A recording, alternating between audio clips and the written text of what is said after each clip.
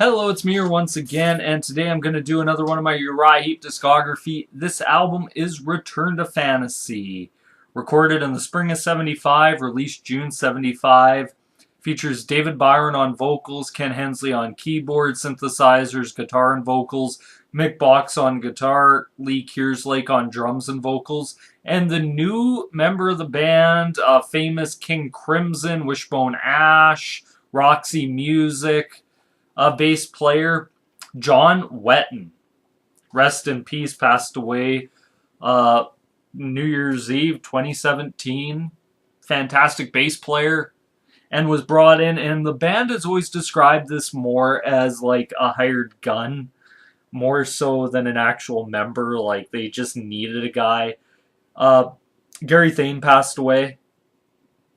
I'm not sure if it's around this time or even after, but I know he does pass away due to, I believe, drug overdose or something. But anyway, let's get into this album. Coming off of Wonderworld, which even the band would say is probably a very big disappointment for them. It didn't really do, I think, very well, and it was probably their weakest album.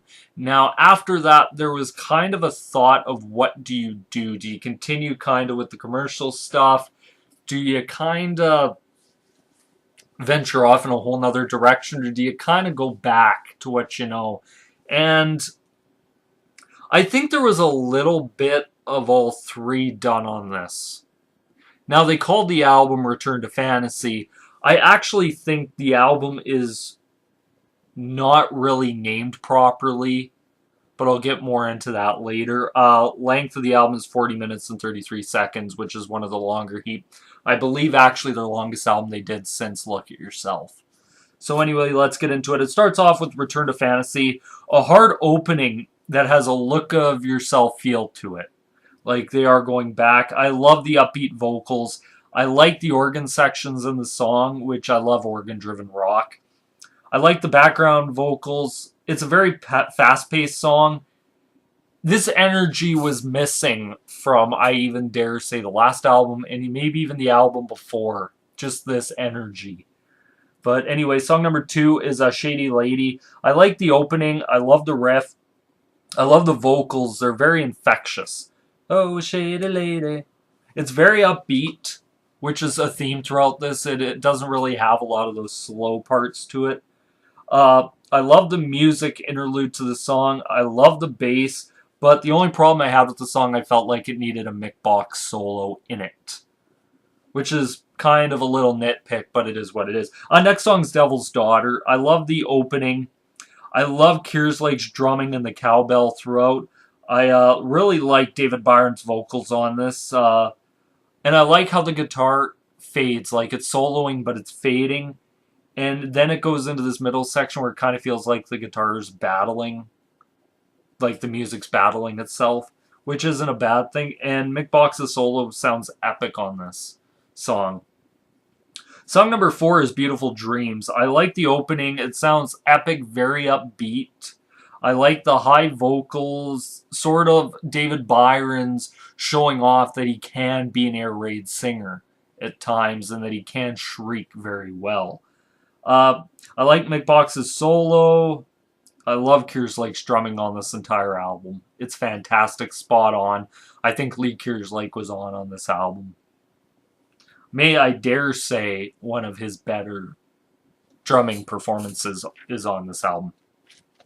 Song number 5, Prima Donna. I like how the energy is there. I like the vocals. It sounds kind of jazzy. But the one line in it that really got me, what do you do when it's over and everyone you loved is gone? And then he follows it up with, you're just another rock star prima donna.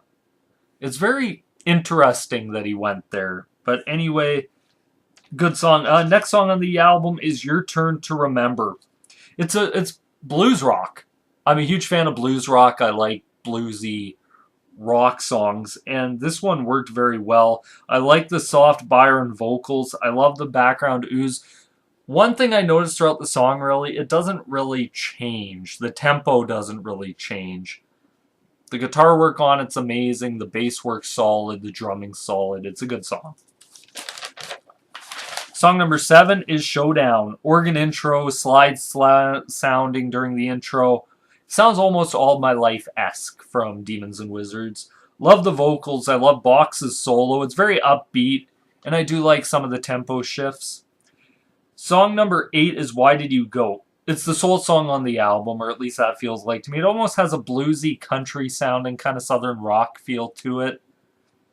And I love the sound of the guitar underneath, where it sounds like he's soloing, which sounds really good. Song number 9 is the final song on the album, A Year or a Day. I love the intro organ section to this. I love the lyrics. It's very organ-driven. I like the acoustic guitar. And the lyrics on this are absolutely phenomenal. I really say if you want to go hear maybe one of Uriah Heep's better written songs, which I know is a bold statement, I really love A Year or a Day so far.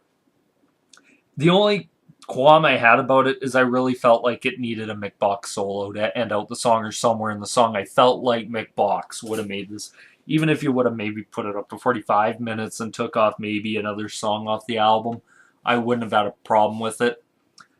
Chart success, it went 7 in the UK, Denmark it went 12th, Australia went 22nd, Canada went 83rd, Austria went 3rd, Norway went 2nd, US it went 85th, Finland it went 8th. It actually dropped quite a bit from even where Wonderworld was in the US. It really shocked me that it was there. Now, when I say this album is misnamed, Return to Fantasy, I think, is kind of not exactly where they went. I think it left kind of a false thought for fans, like, oh, they're going back to Demons and Wizards, but there really wasn't that Demons and Wizards or Magician's Birthday feel to it, if that makes sense. There's times where it does, but the whole album, I think it's more misnamed. Best song on the album, for me, is A Beautiful Dream. I really like that song. Even the song A Year or a Day, that one as well, I really enjoy it. Hidden gems off this album, I'd say Why Did You Go is a hidden gem off this album, and even Your Turn to Remember. Now, is there a worse song on this album? I think if there might be one or two, I felt like maybe I don't think there is a terrible track, but if I really had to choose one, I'd probably say Showdown is probably the weakest song on the album. And yeah, but going off of this, I think this is a really good album. What would I give it out of 10? I'd probably give this, or out of 5, I mean, sorry about that. Out of 5, what would I give this album? I'd probably give it a 3.5. It is light years ahead of Wonderworld, but it still isn't as good as Sweet Freedom, Magician's Birthday, Demons and Wizards, Look at Yourself, Salisbury. But it is, I think, better than their first one. So I'll give it a 3.5.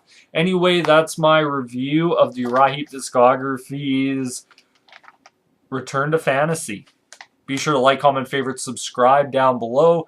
Next up on this is High and Mighty, the last Byron album. Really sad about that. But once again, peace.